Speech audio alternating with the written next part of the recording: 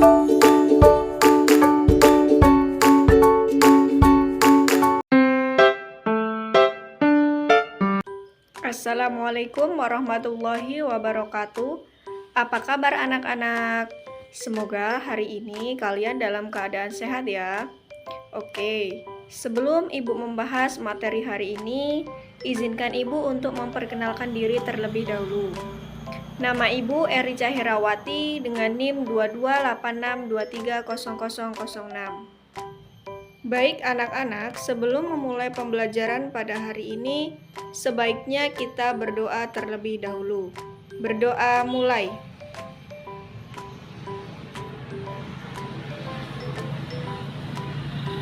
Berdoa selesai. Oke, untuk hari ini kita akan membahas materi tentang adab berdoa. Nah, anak-anak udah tahu belum apa itu adab? Oke, jadi adab merupakan perilaku sopan santun yang di atas dasarkan peraturan agama. Dengan demikian, segala sesuatu memiliki adabnya masing-masing, seperti yang akan kita bahas pada kesempatan kali ini. Oke, langsung saja kita masuk pada tujuan pembelajaran. Nah, yang pertama, kita akan mengetahui definisi berdoa. Yang kedua, kita akan mengetahui manfaat dalam berdoa. Yang ketiga, kita akan mengetahui bagaimana lafal dalam berdoa. Dan yang keempat, kita akan mengetahui bagaimana tata cara dalam berdoa. Langsung saja masuk pada pembahasan tentang pengertian berdoa. Menurut bahasa, berdoa itu berarti memanggil, meminta tolong, atau memohon sesuatu. Sedangkan menurut syariat Islam, berdoa itu memohon sesuatu atau memohon perlindungan kepada Allah Subhanahu wa Ta'ala dengan merendahkan diri dan tunduk kepadanya. Jadi, berdoa itu merupakan permohonan kita kepada Allah Subhanahu wa Ta'ala dengan penuh sungguh-sungguh. Kalau berdoa, kita nggak boleh main-main ya anak-anak. Selanjutnya, ada manfaat dalam berdoa. Nah, orang yang senantiasa berdoa akan mendapatkan manfaat dari Allah Subhanahu wa Ta'ala. Manfaat yang pertama, itu terhindar dari keputusasaan. Orang yang senantiasa berdoa, yakin bahwa doanya akan dikabulkan sesuai dengan apa yang dikehendaki oleh Allah Subhanahu wa Ta'ala. Yang kedua, terhindar dari sifat sombong atau takabur, karena dia yakin bahwa tidak ada daya yang bisa melebihi Allah Subhanahu wa Ta'ala. Yang ketiga, menjadikan hati itu tentram dan tenang. Yang keempat, merasa dekat dengan Allah Subhanahu wa Ta'ala.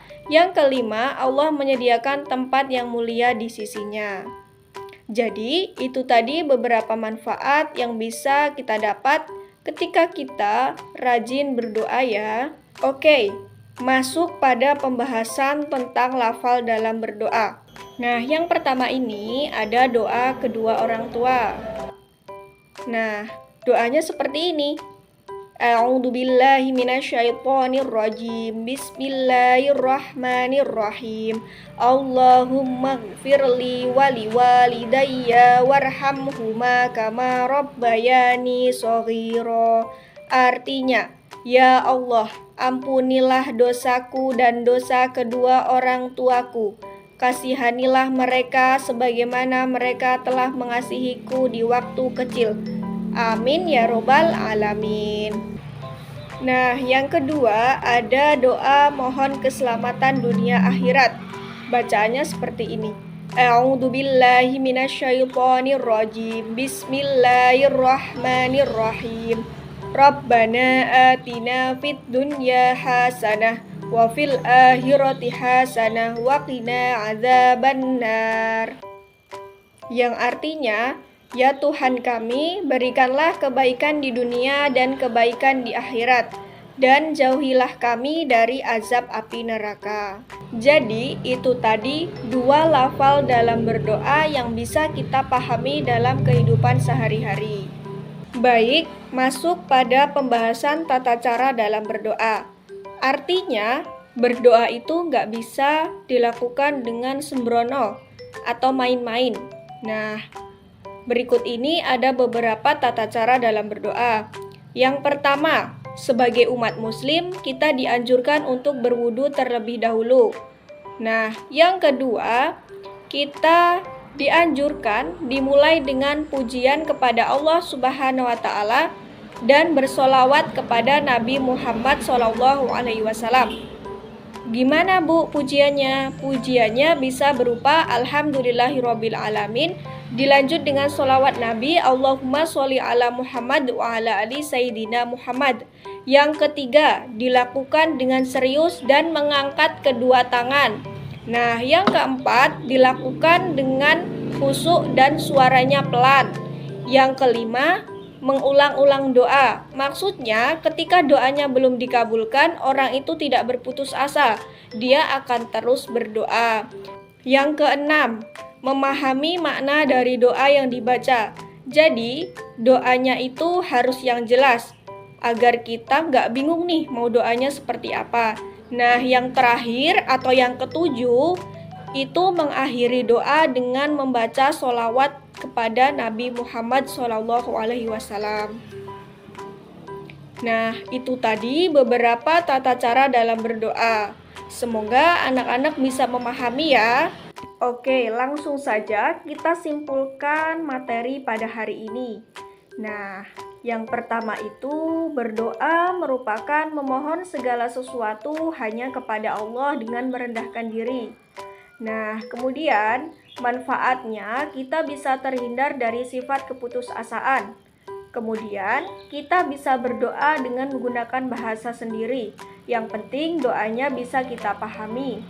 Karena Allah Subhanahu wa taala mengetahui segala bahasa umat manusia. Nah, yang selanjutnya itu atau yang terakhir, sebelum berdoa kita dianjurkan untuk berwudu terlebih dahulu. Jadi itu tadi kesimpulan dari materi ada berdoa pada kesempatan kali ini. Semoga anak-anak bisa memahami dan bisa menerapkan dalam kehidupan sehari-hari. Dan yang paling penting, semoga materi hari ini membawa manfaat untuk kita semua. Amin ya robbal alamin. Kita tutup pembelajaran pada hari ini dengan membaca hamdalah. Alhamdulillahirabbil alamin. Terima kasih atas perhatiannya. Ibu mohon maaf apabila ada salah-salah kata. Kepada Allah Ibu mohon ampun.